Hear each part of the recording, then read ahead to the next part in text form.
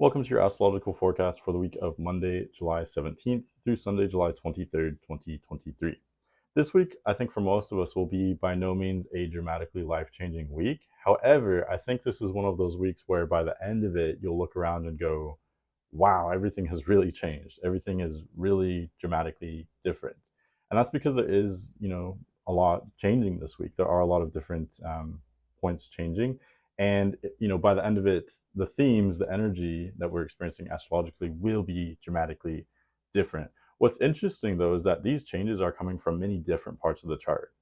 They're not all grouped in one part of the chart. It's not all one sign or one theme. It's really, a lot of different changes coming to us from different directions this week. So, very interesting stuff. Let's get through this kind of bullet point. I have this checklist. There's kind of a laundry list of major things happening this week, and then we'll get into the day by day forecast for the week. So, starting off right off the bat at the beginning of the week, we have a Cancer new moon. This is, of course, especially potent and important because in Cancer, the moon is in domicile. So, the moon is extra strong there, and it's starting out a new lunar cycle with that context, with that understanding of, kind of a supercharged moon, I guess you could say. So starting off a new lunar cycle, new chapter in that regard. After that, we have the nodes changing signs. I don't know how many of us, how many of you are familiar with the nodes or what this type of ingress means. Basically, the nodes change signs every 2.5 years or so. And when it comes to transits, they show areas of significant change that we're experiencing collectively. For the last 2.5 years, the North Node has been in Taurus, and the South Node has been, of course, opposite that in Scorpio.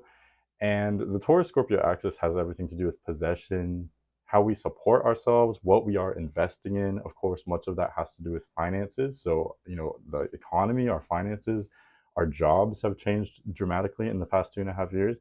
But it's not just about money, it's also emotional as well. How do we support ourselves emotionally? What do we invest in emotionally? You may have had a lot of changes in those parts of your life over the last 2.5 years as well. Now the nodes are changing signs, they're changing the area of the focus for these changes. And keep in mind, the nodes always travel backward from our point of view. They travel retrograde all the time. So this means that the North Node will be entering Aries this week, South Node will be entering Libra. And the Aries Libra axis has a lot more to do with self expression and relationships. So for the next 2.5 years, that's where the more intense dramatic changes will be generally occurring. So I'll talk more about what that means in this forecast as well. Venus is also turning retrograde. So speaking of, what we're investing in and finances and relationships, Venus has a lot to do with all of that. And this week, Venus will be turning retrograde. I don't know if everyone realizes how rare and kind of odd this truly is. Venus spends less time retrograde than any other planet. Venus, also goes retrograde less often than any other planet. So Venus retrograde is kind of a weird one. It's very unusual. Venus again has to do with love, beauty, aesthetics, pleasure, desire, the abundance of our lives, the satisfaction of life. And in all of these areas, these things may become more subdued, less energetic with Venus turning retrograde. On the other hand, these things can also become more nuanced, more, what's the word? More subtle and more intuitive or imaginative, more spiritual in nature, deeper in nature. So definitely some interesting stuff there to talk about. Lastly, Sun will be leaving Cancer and entering Leo this week. So I think that's exciting. Sun is in domicile in Leo. Happy birthday, Leo's coming up here. Will this be an easy and fun transit for every single person to experience? No, of course not. We all have different experiences. We all have different natal charts, and so the transits will affect that differently. Of course, that's always true with every forecast I do. But some transits are objectively easier to experience than others. Sun is in domicile in Leo, it's at home there. Sun is benefic, it's an energy that's very, revitalizing. It's an energetic energy. It makes us energetic, it makes us spontaneous, and it's a fun, playful, powerful energy. So with Sun and Leo there, we can all, in our own way, of course, connect to that energy. I think that's something to be excited for. It's definitely a, childlike, fun, energetic summer energy for us in the northern hemisphere. Okay, with that being said, in other news, Moon will be transiting from Cancer to Libra this week. Still does pretty well in this, general part of the chart: Cancer, Leo, Virgo, Libra, and of course, we'll be coming off of that new moon, from the start of the week here. Okay, so let's talk about the what's happening in the day-by-day forecast here. Okay, so we start out Monday, July 17th. Right off the bat, we have that Cancer new moon at 24 degrees of Cancer. Again, like I said, Moon is in domicile here. So that means Moon is ruling over the Sun, or in other words, Sun is in the house, in the home of the Moon, if you want to phrase it that way. And the Moon is in its own home. Moon is there as well. And they are coupled, they are married, they are conjunct. So it's kind of like a very domestic type of situation here. Sun, Moon conjoining the Sun like this, the new moon, it also, of course, it's a new moon. It indicates a new beginning. I often describe the new moon, though, as I would say the most, the quietest part of the whole lunar cycle, because here the moon has no light. It's not going to be visible. It's not something that we experience. It's not tangible, really. So the moon's energy itself is not tangible. It's the opposite of a full moon when everyone's kind of crazy and there's so much going on. This is the opposite of that. It's the most peaceful. It's the darkest point.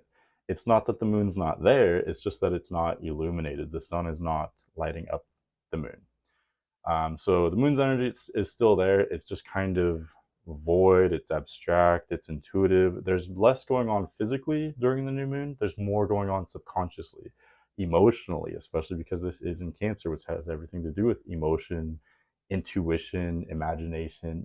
That's where the energy is. That's where the changes are occurring.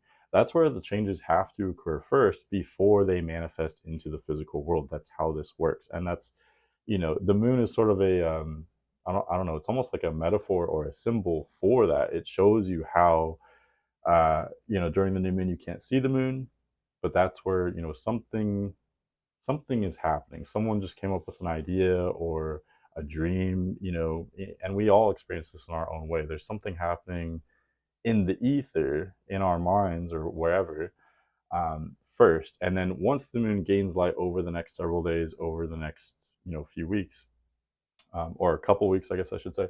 Once the moon gains light, only then will you truly see in a more physical way what really began on the new moon, if that makes sense. So this is true for every new moon, but I think it is, even stronger because this is happening in Cancer. Okay. So as far as your Monday goes, honestly, this doesn't look like what I would want for like a perfect or ideal Monday. Mondays, in my mind, it's a day for being productive, for starting the week. Really, I don't think the positions of these planets and the sun and the moon really support that. They're more supporting us being kind of in our minds, kind of dreamy still. We may be, I was going to say hungover from the weekend. I don't mean literally. I just mean, we may be kind of like still half asleep, still, part of us is somewhere else and we're still dreaming or something. Again, that's because the focus isn't, it's not supporting us starting something and being productive in a physical way. It's supporting us kind of, we're still kind of mulling things over. We're still dreaming. We're still contemplating. We're in this kind of, I don't know, dreamlike state on Monday. So how productive that actually is for a Monday, I don't know. I guess it depends on your lifestyle, but could be kind of dreamy or dysfunctional in that regard. Other than that, we do have an aspect today, so that would be Mercury squaring Jupiter. So Mercury is at, well, here you can see by noon it's already at 12 degrees Leo, but earlier in the day, Mercury will be at 11 degrees Leo, where it will square Jupiter, which is at 11 degrees Taurus. And I always say that, typically with planets, when they square each other in a 90-degree aspect like this, it's typically contentious. It's typically harsh. It agitates us, but it motivates us to take action. It pushes us, provokes us to take action.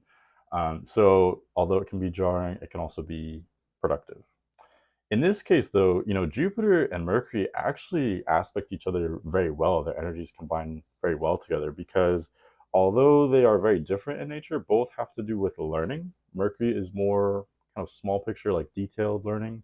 Jupiter is more kind of lofty, more philosophical in nature. But both in their very essence, in the themes they represent, both have to do with branching out and, branching out into new experiences, um, obtaining new information. I just noticed my camera's crooked. I'm sorry. Things of that nature. So because their very essences have to do with opening up, branching out, experiencing other energies, by default they combine with each other very well. Because does that make sense? They're both about bridging gaps like that. So yes, this is a square. It can be, it can represent some kind of like irritability or agitation, especially intellectually with the mental energy today. But it can also really push us to talk about things we wouldn't usually talk about, talk to people we may not usually talk to. We may have some really interesting conversations which bring up things that we may not normally talk about, subjects that we may usually shy away from for whatever reason. Those may be kind of suddenly, or they may be pushed on us today. They may be brought out into the open. So whether that's good or bad, that obviously depends on your, it depends. But generally speaking, I think this would be a really great dynamic for, I don't know, for having deep conversations or for learning something new, for, maybe talking to someone who has a different point of view than you do, things of that nature.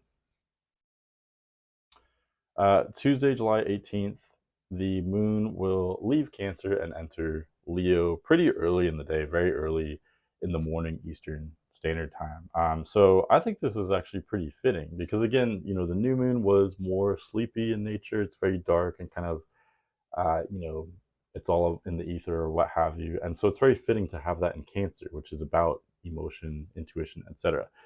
Now we are starting out the lunar cycle. We're still, the moon is still very dark. It still hasn't gained much light yet. So there's not a lot going on physically, at least in regard to the moon and the moon's energies.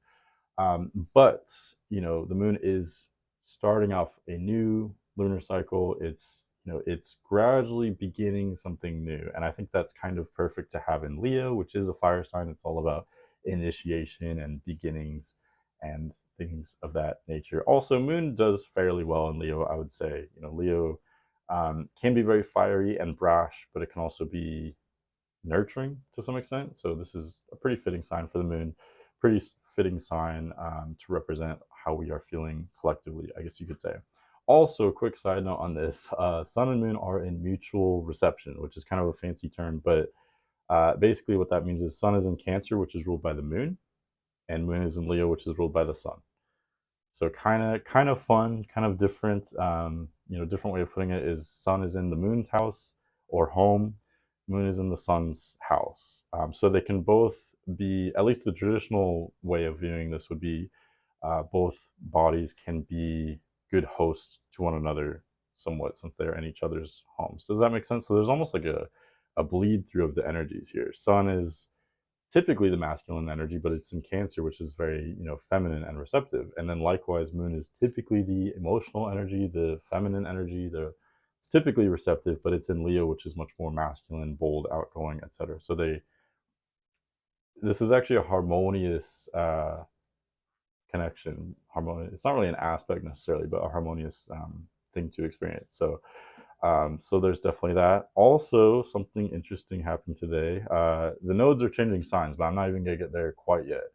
Um, one more thing is that there is a stellium in Leo, so that's kind of different. The chart generally has been pretty scattered. There's been, it's been pretty well rounded. But here we actually get a pretty decent sized cluster in Leo with Venus, Lilith, Mercury, and the moon all in Leo. So although it's still technically Cancer season, sun is still in Cancer. We're supposed to, on some level, we're still experiencing home, family themes, being a little bit more guarded, more emotional, Cancer season stuff. Although that's still the focus of the sun, really I would say the focus is more so on Leo with all those bodies there, Venus, Lilith, Mercury, and the moon. So in other words, it's almost like it feels like Leo season already, even though we're technically not there yet. We may collectively be a little bit more outgoing, bold, we're wanting to have fun, we are playful, this is childlike energy, but it's also powerful and can be very ambitious as well. That's Leo energy. So that's where the desire is with Venus there. That's where the intellect, the mental energy, the communication with Mercury, the emotional focus, how we're feeling. And Lilith, which I don't usually talk about in the forecast, but Lilith is, a little bit more abstract. It's this kind of untamable, wild energy. Again, it's usually kind of in the background, but that's in Leo as well. That's bold as well. So that's generally the focus for Tuesday. But again, the nodes change signs today, so that's very exciting. You can see noon Eastern Standard Time. The nodes haven't quite, or no, I'm sorry, they have changed signs. I always get thrown off since they travel retrograde. They have changed signs. They've moved backwards. So you can see North Node is at the last degree of Aries, or I guess you could say the first degree for the nodes since they enter backwards. It gets kind of confusing that way. But yeah, North Node in Aries, South Node in Libra, where they will stay for the next 2.5 years. So, like I said in the intro, this means that we can expect huge changes with how we express ourselves and how we experience interpersonal relationships for the next 2.5 years, especially in regard to one-on-one partnerships. So that would definitely apply to all romantic relationships. It also applies toward any other kind of partnership. If you have a best friend, if you have, a family member you're very close to that you are kind of like partners with in the world in a way, business partners, etc. The nature of these relationships will likely change very dramatically. Also, to get a little bit more detailed, wherever the South Node is, it tends to represent hardship when it comes to transits. So, for example, during COVID, for much of that time, we had South Node in Sagittarius. So we couldn't travel. Long distance travel, is represented by Sagittarius. And that was very difficult, if not impossible, to do during that time. Sagittarius also has to do with higher learning, as well as, it has to do with universities and churches, things of that nature. And all of those things were shut down during that time. So, you can also look back to the last time South Node was in Sagittarius, right around basically right after 9/11. So those things were true then as well. You couldn't really travel, both times with South Node in Sagittarius, uh, travel became much more difficult, especially long distance travel. So that's just an example, but you could also look at, I don't know what else, South Node in, I'm actually surprised we didn't see more. Well, I guess now that I think about it, we did see some diseases for sure with South Node and Scorpio, because that's typically what it kind of conjures up, especially STDs. So now that I think about it, now that I talk about it, we actually did see that to some extent during these last 2.5 years. So definitely, this is kind of dark stuff. This is not always fun. With South Node in Libra, Libra has to do with partnerships, marriage. So that's where I would expect some difficulty, some hardship for us as a society. So I don't know, you could maybe expect the divorce rate to go up, things of that nature.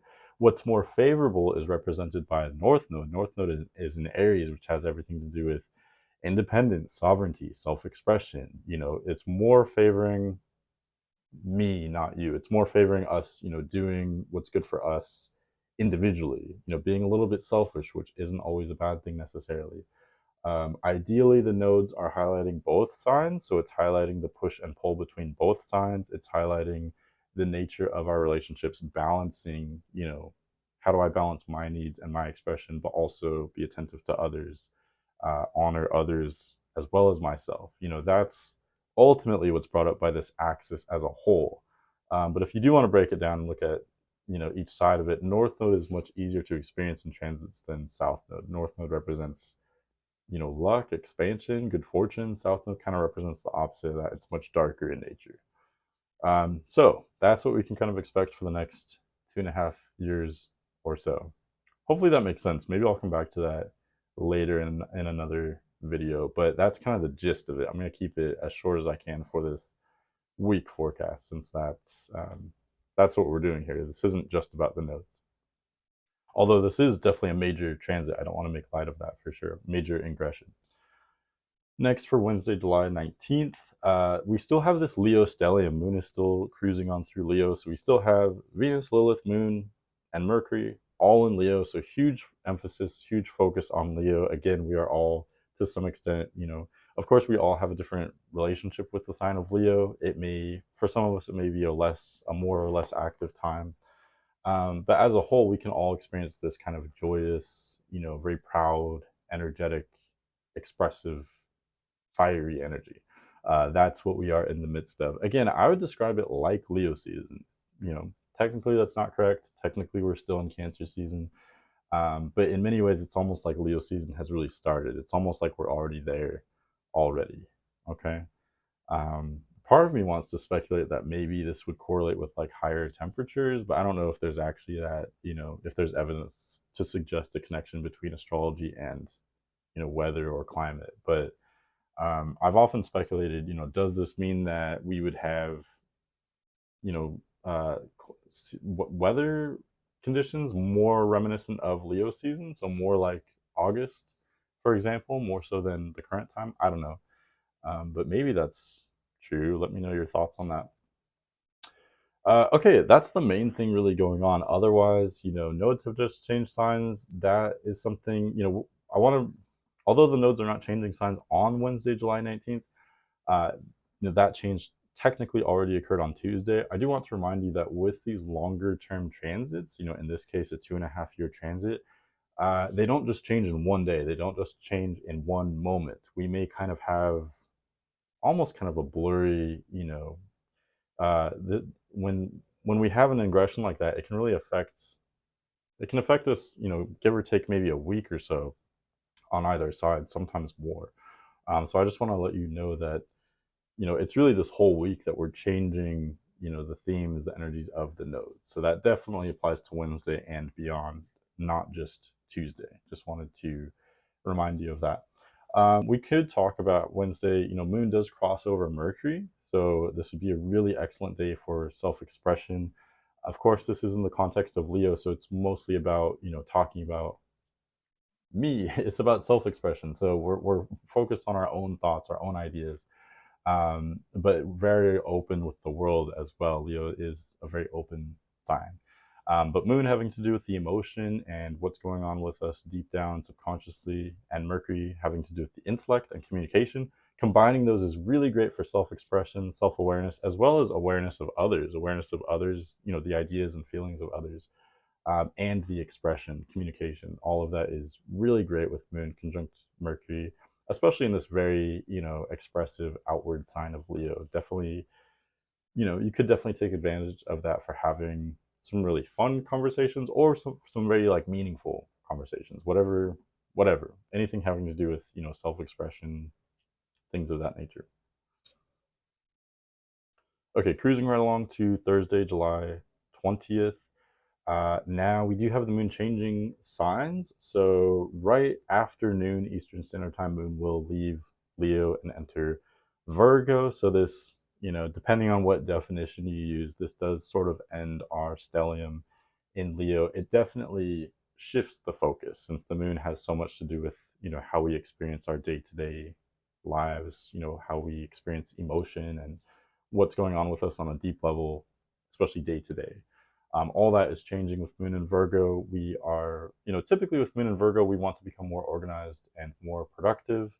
It's very productive energy, but it's also more kind of an inward energy. So, we're wanting to clean the house, declutter.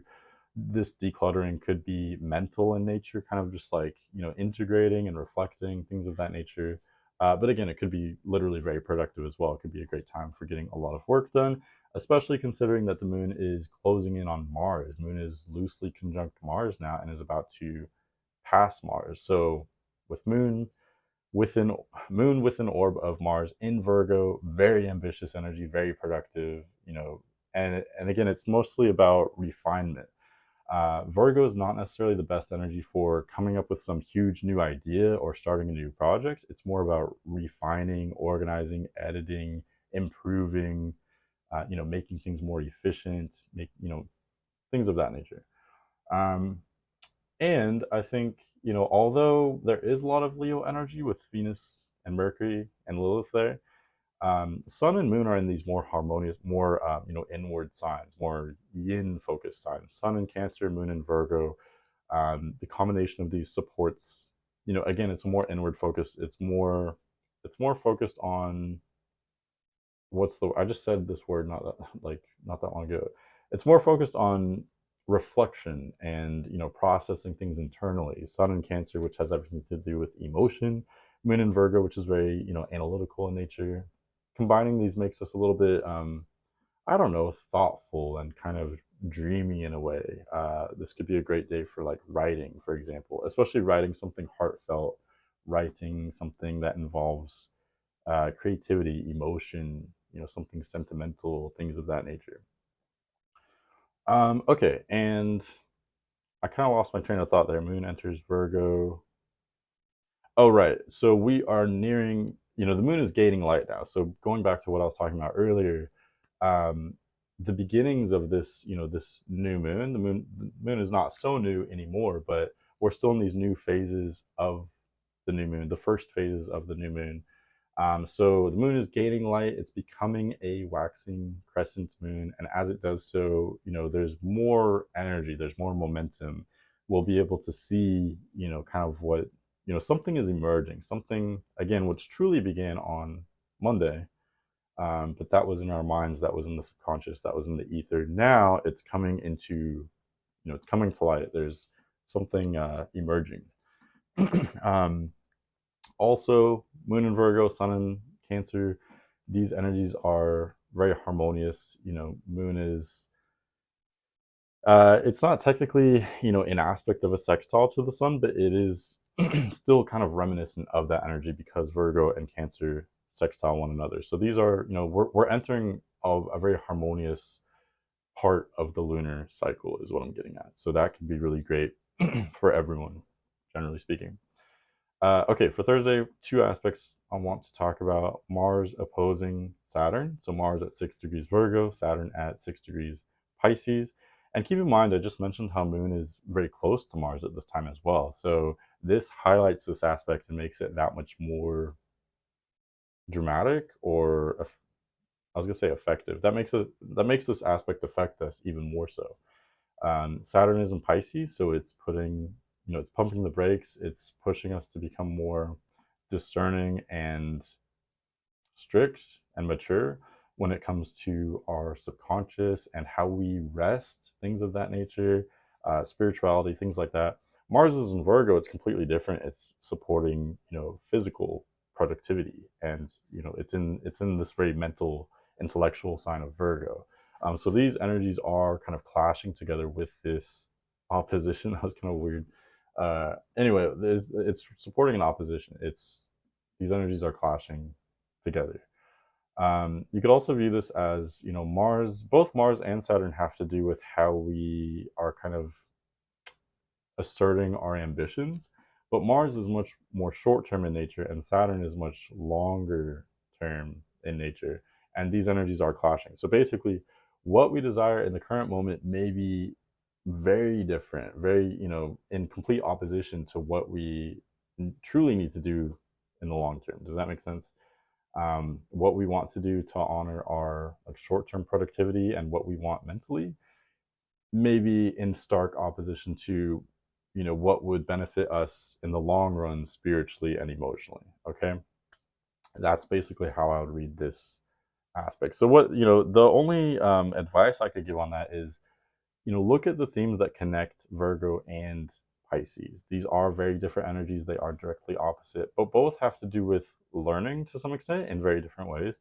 And both have to do with integrating through experiences that allow you to be in your body and allow you to experience more subconscious states of mind. So, reading, writing, gardening, exercising, even some chores like doing the dishes, all these things that allow us to kind of relax our minds can be really great for these oppositions between Virgo and Pisces.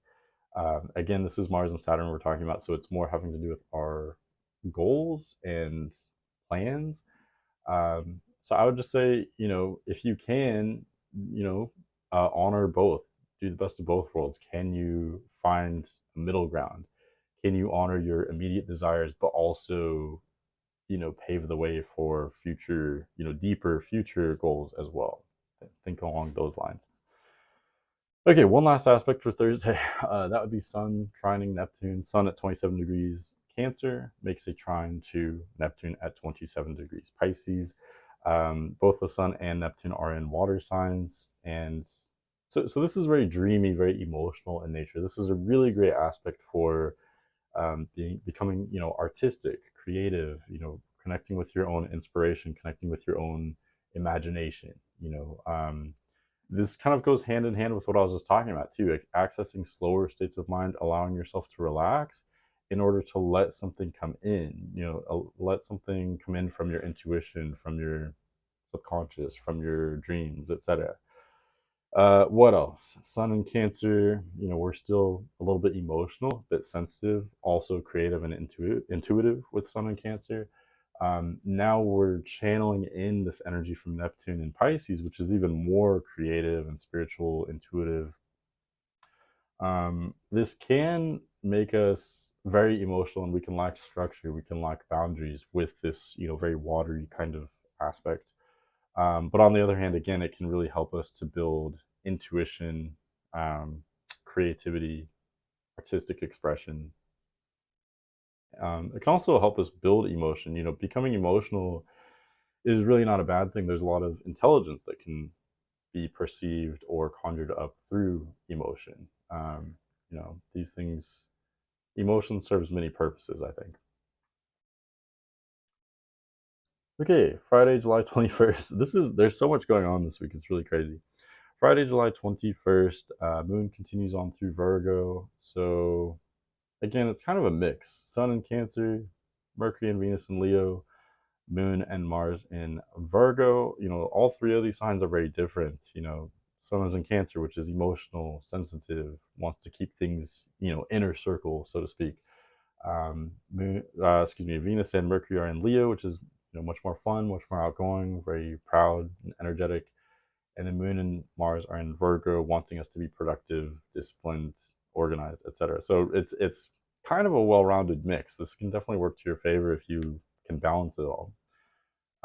Something I've commented on before, I think in the last week forecast, is there's really a lack of air here. There are actually there are no planets transiting through air signs. So if anything, things can feel a bit tense, a bit serious for us, especially for those of us that have a lot of air in our charts. This can be a little bit this can feel unusual to us. We may be out of our elements, but also just for everyone in general, this may feel, we could be a little bit stifled. Although this chart is generally well-rounded, I think that would be the main area that this could feel a bit lacking, so to speak. One aspect comes to us on the 21st, that would be Sun opposing Pluto. I think it's interesting the way the outer planets are situated. With the Sun is basically traveling through these last few degrees of Cancer, and as it does so, it aspects multiple outer planets. First, just yesterday we had, just on Thursday the 20th, we had Sun trining Neptune. Now, only one day later, Sun is opposing Pluto. So I think it's very unusual, or I don't know, very strange when we have Sun making these aspects to these outer planets in such close proximity. I think it can be very unusual because the energies of the outer planets come to us, they feel unusual to us. They're very abstract, they're very far reaching, they're very subconscious in nature. Um, does that make sense? They're very, what's the word? Like reaching, overarching. They have to do with overarching concepts and feelings rather than, short-term things, small picture things, which are easier to digest. Does that make sense? So these energies coming to us back to back like this can be a bit odd, a bit unusual, a bit kind of freaky in a way. Specifically, Sun opposing Pluto, channeling in the Pluto energy. Pluto is near the end of Capricorn.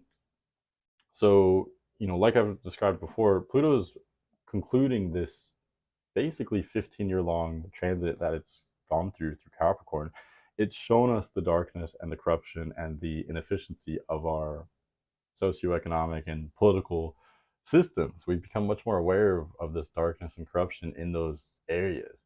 So now Pluto's at the very last degree of this sign. We're experiencing this kind of flashback, all these different themes. We've become immersed in this kind of political hierarchy, darkness, and such. So with Sun opposing Pluto, it's bringing these things to our focus. It's bringing these things into our day-to-day experience. We're becoming more aware of these things today, if that makes sense. So there may be some kind of news highlighting some kind of corruption or darkness or conjuring these types of topics, subject matter up.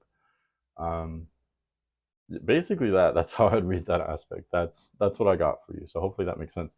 And one last thing about that too is, both the Sun and Pluto are about to leave their respective signs. Of course, Sun does this in a much quicker paced manner than Pluto, but in their own way, they're both leaving these signs, Cancer and Capricorn. So they're both at the end of a chapter.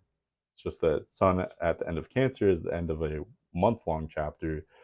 Pluto at the end of Capricorn is a 15-year-long chapter. So hopefully that gives you some perspective. Okay, Saturday, July 22nd. Okay, I'm going to go through this kind of quickly if I can, because there's really a whole, again, a whole laundry list, like I say, of different things happening for Saturday. Moon continues through Virgo, so not a whole lot of action there. We're still experiencing, this energy supporting us in being organized and productive, detailed, things of that nature. However, there are some other changes going on. Venus turns retrograde at 28 degrees Leo. It was so close to leaving Leo and entering Virgo, but it's not going to do that quite yet. It's basically stationed retrograde at 28 degrees Leo. So, in other words, it's not immediately going forward and then suddenly traveling backward. Venus, just like any planet when it prepares to go retrograde, it is slowing down, stopping. So that's really what's happening on Saturday, July 22nd. It basically stops, at least from our perception. And then now it will gradually start moving backward again from our perception. It will, travel retrograde through Leo. So again, this is very unusual. Venus spends less time retrograde than any other planet. Venus has to do with love, desire, beauty, aesthetics. In transits, it does have a lot to do with the economy, our wealth, our abundance. So with Venus turning retrograde, I do think this could have some challenging implications for the economy, for finances, for stocks, things of that nature, because that abundance is just not there. The abundance is it's transient. It's more difficult to connect with. It's not a different way of looking at it is the abundance. It's not that the abundance isn't there. It's just not as apparent. It's more subtle, it's more nuanced, it's in the ether more so. It's coming to us from a more out of the box type of way. For those of you, very few people are born with Venus retrograde, but for those of you who are born with this will be a piece of cake for you. You're used to this. You may actually feel like you can connect with the abundance, the desire, the pleasure, your personal relationships, your money. You may be able to experience these things even easier than normal.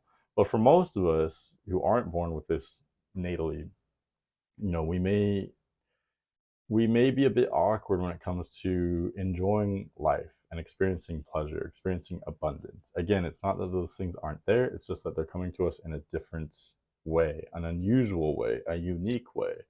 On the plus side, the pleasure, when if we can learn to access this pleasure and abundance, it's coming to us in a very deep, again, very unique way. So there can be a lot of richness in that. Does that make sense? The pleasure can be more satisfying in that regard, that it's more special, more unique, more creative, more intuitive, things of that nature. Okay, other than that, we do have late in the day Eastern Standard Time, Sun will leave Cancer and enter Leo as well. So happy Leo season, happy birthday, Leo's coming up within the next month. Yeah, this is starting Leo season. So Sun finally joins Venus and Mercury and Lilith in Leo. So we definitely have a full Leo stellium again. Lots of Leo energy, lots of fun, childlike, proud, energetic energy. And again, like I said in the intro, Sun is in domicile in Leo. So this means the Sun's energy is more vibrant. It's easier to connect with. We can all experience this increased vitality, increased energy for the next month or so, especially those of us that have Leo placements, of course. I think what's funny is that when we have Leo placements, we tend to think that we're the best. Like whatever placement you have in Leo, you think, oh, I wouldn't want that anywhere else. That's the best place I could have that planet. Does that make sense?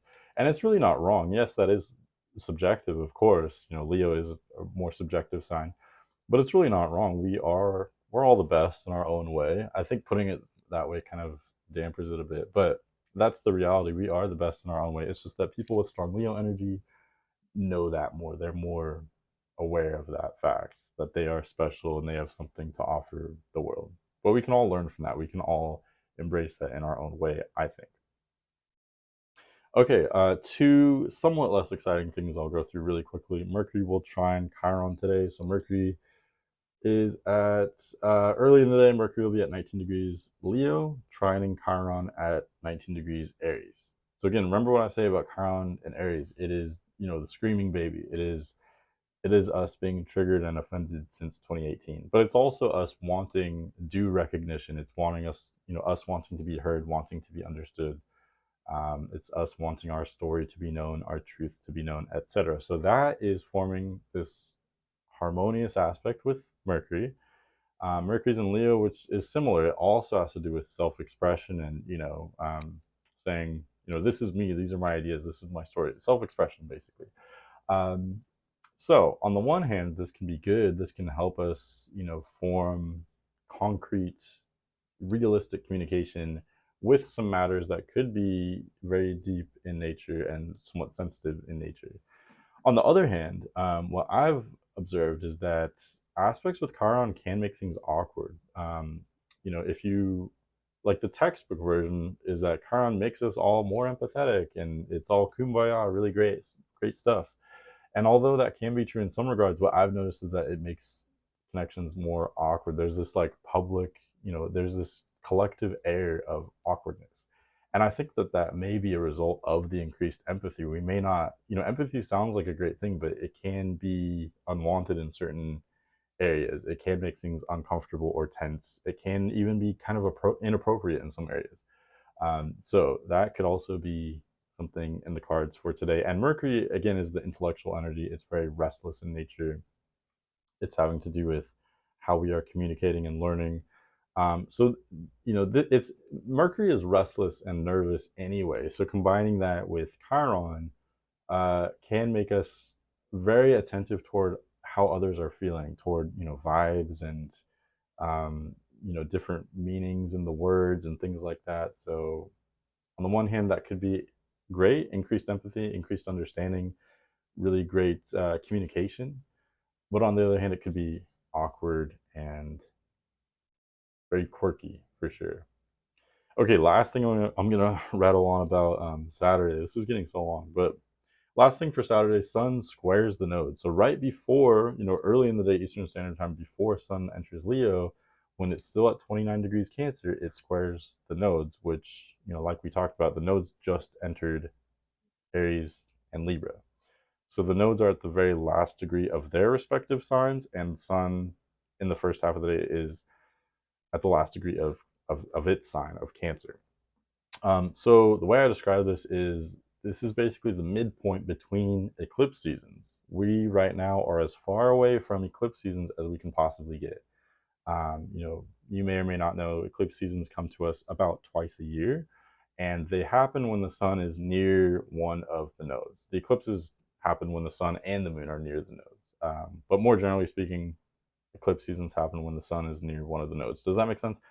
So really, the sun kind of like the moon controls when an actual eclipse happens, but the sun controls when eclipse season happens. Hopefully, that isn't too confusing. So with Sun squaring the nodes, we're in this kind of midpoint. I describe it like a checkpoint. The eclipse seasons are where everything is up in the air. Everything changes very dramatically. So in a way, it can be kind of relieving to know that we're as far away from that as possible because change is unsettling for us. We don't always like change. Um, what else? On the other hand, this can represent some kind of turning point, some kind of checkpoint. So although this is not the most tangible aspect to look at astrologically, I do think it's worth noting, worth mentioning. All right, last one for the week, Sunday, July 23rd. Moon continues through Virgo, and then actually very early in the day, Eastern Standard Time, Moon will leave Virgo and enter Libra. So, this is actually, well, for one, Moon sextiles the Sun as it does so. Sun has just entered Leo, it's at 0 degrees Leo. So early in the day, Moon will, right as it enters Libra, it will make a sextile aspect with the Sun. And sextile aspects are harmonious. These give us the best shot at everyone being in a collective good mood. And I think this is especially true with the signs that the sun and the moon are in. Sun is, of course, in domicile in Leo, as I've stated. So, very vibrant energy as far as the sun is concerned. And the moon, which has to do with our collective emotions, our subconscious, moon is in Libra, which I think moon does really great in Libra. It's, moon in Libra allows us to be a little bit more detached. We're not so sensitive or so emotional, and we're focused on others more so. Moon in Libra also shows that we are thinking before we're acting. It's very contemplative energy. It's does that make sense? Moon in Libra is kind of like old soul energy. Think before you act, think things through. It's a very calm, kind of peaceful energy. And again, very empathetic, very conducive toward communication, understanding others, being receptive to others, communicating in an effective way, etc. So again, combining that in a harmonious aspect with the sun, which is in domicile, beautiful. It's a really great. Again, gives us our best shot at being in a collective good mood, good vibes, so to speak. Okay, what else can we talk about? Two aspects for Sunday. It's interesting that the sun just squared the nodes. Pluto is going to square the nodes as well. It does so. My notes show that Pluto squares the nodes technically 3 times, once on Sunday, July 23rd, and then twice next week. Pluto travels very slowly, so you can basically think of it as Pluto is almost in this constant square to the nodes for like multiple weeks, basically, for this week and all of this week and next week. You could really say, Pluto's very close to that exact square to the node. And again, very interesting, the sun just squared the nodes. It's still within orb of that square to the nodes, even on Sunday, July 23rd as well. So basically what that means is as the sun squares the nodes on Saturday and to a lesser extent on Sunday, it's forming that checkpoint, but it's opposing Pluto at the same time. So this could show some kind of huge fundamental change happening in the background, especially when it comes to our hierarchies, our politics, our governments, rules, regulations, hierarchies, laws, the economy, all of these things. There could be some changes that are very far-reaching. There could be huge ramifications to these changes, and yet at the same time, these changes are kind of happening in a background type of way. But at the same time, it's happening in a way that we are consciously aware of in the immediate moment because of the sun's involvement here.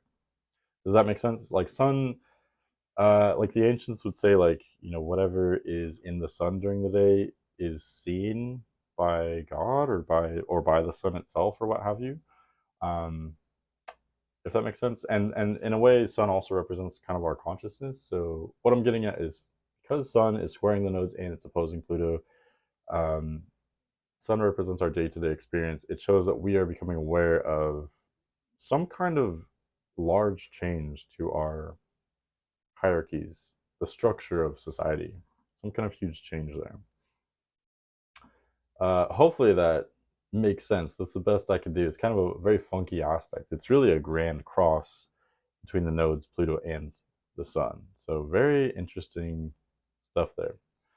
Okay, last thing for Sunday, Mercury will square Uranus. So Mercury it will be at 23 degrees Leo today, and it squares, or excuse me, it's at, my notes say 23 degrees, but this chart is showing Mercury's at 22 degrees, squaring Uranus at 22 degrees Taurus.